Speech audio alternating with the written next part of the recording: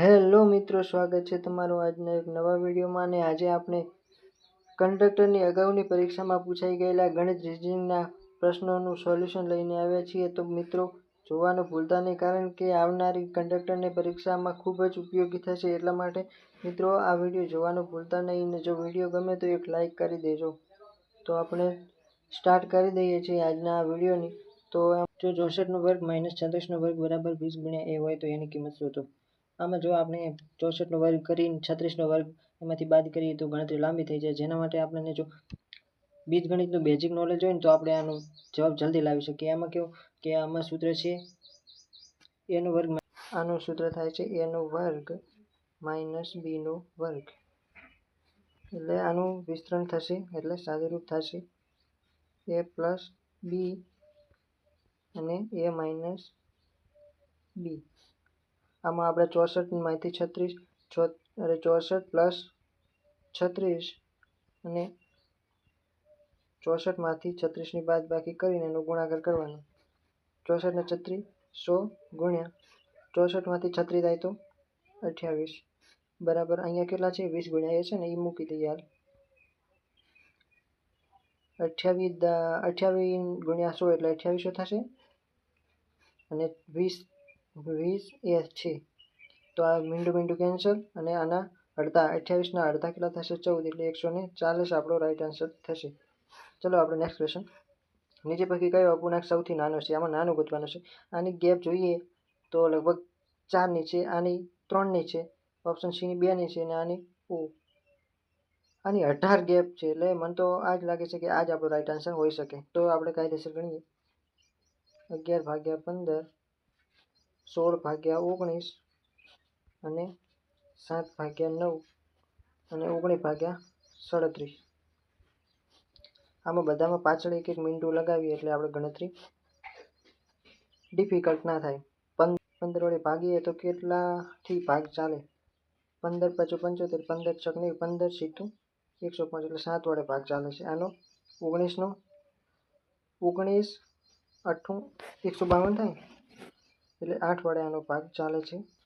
આનો 7 9 9 7 63 એટલે 7 વડે આનો પણ ભાગ ચાલે. અને 38 નો તો ઘડીયો મને બી નહીં આવડતો, પણ આપણે અંદાજિત કરીએ. ધારો કે આને 40 માની લઈએ.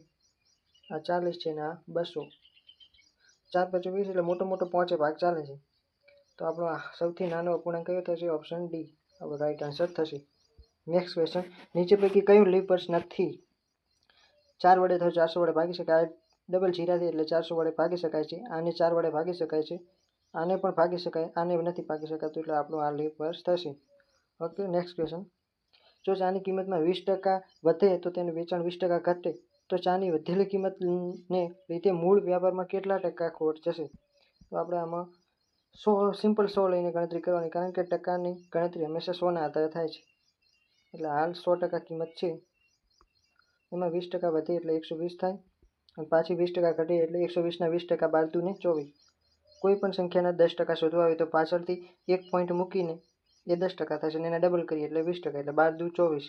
24 આમાંથી ઘટાડીએ તો આમાં થશે 96%. એટલે કેટલા ત્યાં 100 ના 96 એટલે 4%નો ઘટાડો છો. તો આપણો રાઈટ આન્સર થશે ઓપ્શન બી. ચલો નેક્સ્ટ ક્વેશ્ચન. a જેમ b બરાબર 5:7 અને b જેમ c બરાબર 6:11 હોય તો a b c આપણે ગુણોત્તર શોધવાનો છે a b અને c નો. તો a b બરાબર કેટલા છે? 5:7 અને b જેમ c બરાબર 6:11. તો આપણે આમાં ઘણી બધી રીત છે. એક રીત તો ઉલટા n બના કે, એટલે 5 × 6 = 30, 6 × 42 અને 7 × 11 11 × 7 = 77. આવી રીતે એક રીતે આવી રીતે થાય. એટલે આપણો રાઈટ આન્સર કયો થશે? Option A.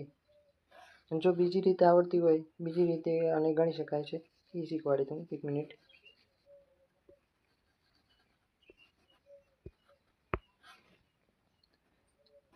a જેમ b બરાબર કેટલા છે?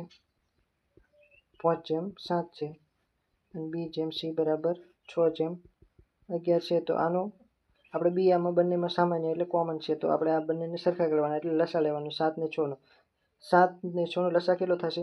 બે ક્રમિક સંખ્યાઓ છે એટલે બંનેના ગુણાકાર જેટલો, એટલે 6 × 42. તો અહીંયા 42 લાવવા માટે 7 ને 6 વડે ગુણવાનું અને અહીંયા 42 લાવવા માટે 7 વડે ગુણવાનું. એટલે 6 સીધું 42, આ આખા ગુણોત્તરને 6 વડે ગુણવાનો એટલે 5 છંગ ને 30 જેમ 7 છંગ 42 અને આ નીચેનો ગુણોત્તર આ સી નો વડ લેવાનો 11 સત્તું 77 આપણો રાઈટ આન્સર થશે. ચલો તો હવે નેક્સ્ટ ક્વેશ્ચન. વત્સલ તે પ્રતીકનો પરિચય પોતાના પિતાની પત્નીના એકમાત્ર ભાઈની પત્નીના પુત્ર વધુના પતિ તરીકે કરાવે છે. એટલે વત્સલ એ પ્રતીકનો પરિચય કરાવે છે કે પોતાના પિતાની પત્ની એટલે પોતાની માતા થશે, માતા. પછી એકમાત્ર ભાઈની પત્ની એટલે માતાનો ભાઈની પત્ની એટલે માતાના ભાઈ એટલે આપણા મામા, અને મામાની પત્ની એટલે આપણી મામી. મામીની પુત્ર વધુના પતિ એટલે એમની પુત્ર વધુ અને એનો પતિ એટલે મામીનો છોકરો. મામીનો છોકરો શું થશે? મામીનો છોકરો. મામીનો છોકરો તરીકે કરાવે છે એટલે એ છોકરો વત્સલને શું થાય?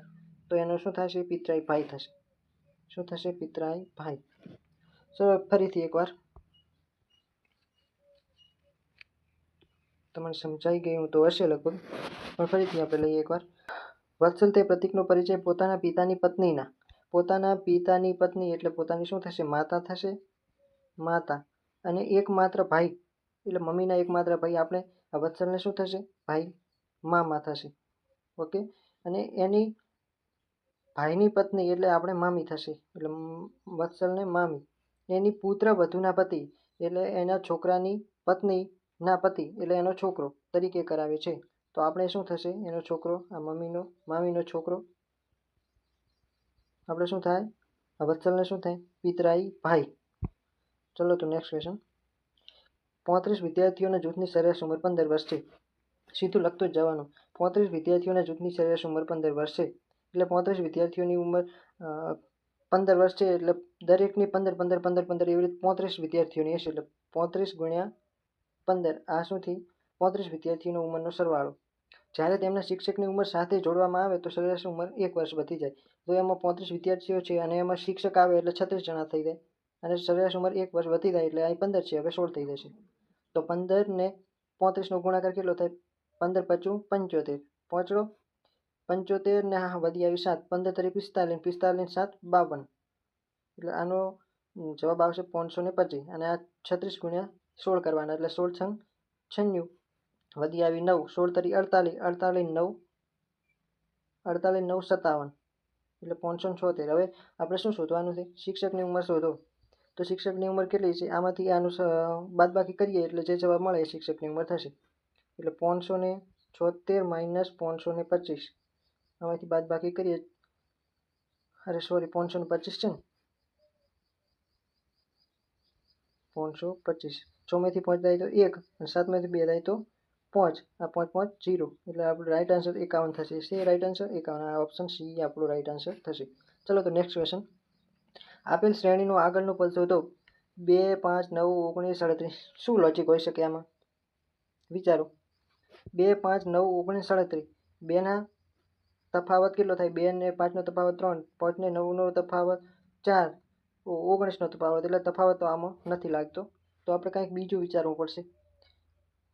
2 ના 2 ગણા આ લગભગ કેટલા 2 ગણા જેવું દેખાય છે.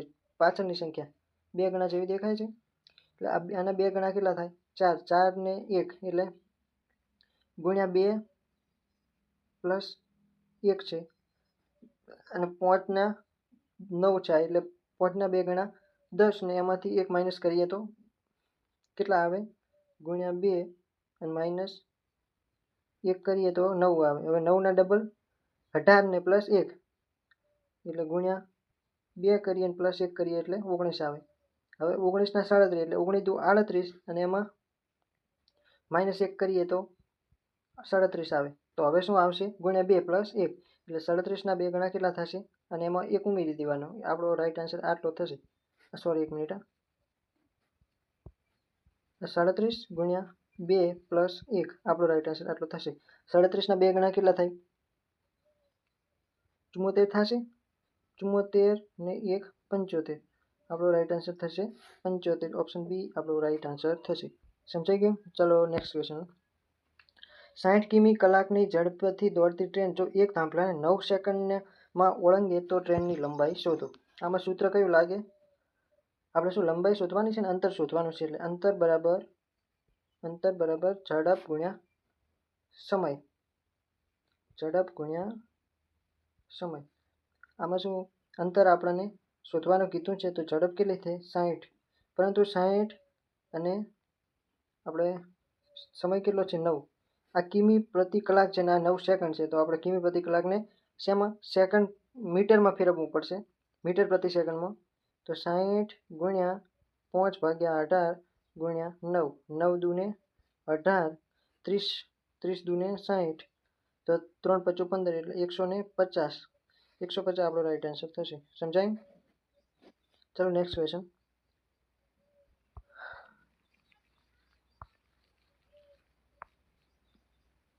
ચલો નેક્સ્ટ ક્વેશ્ચન. જો x બરાબર 2 માઇનસ વર્ગમૂળમાં 3 હોય તો x પ્લસ 1 x ની કિંમત કેટલી? આપણને આ કિંમત શોધવાની કીધી છે. આપણે આમાં x પ્લસ 1 x ની કિંમત શોધવાની છે, એટલે x પ્લસ 1 x. એક મિનિટ,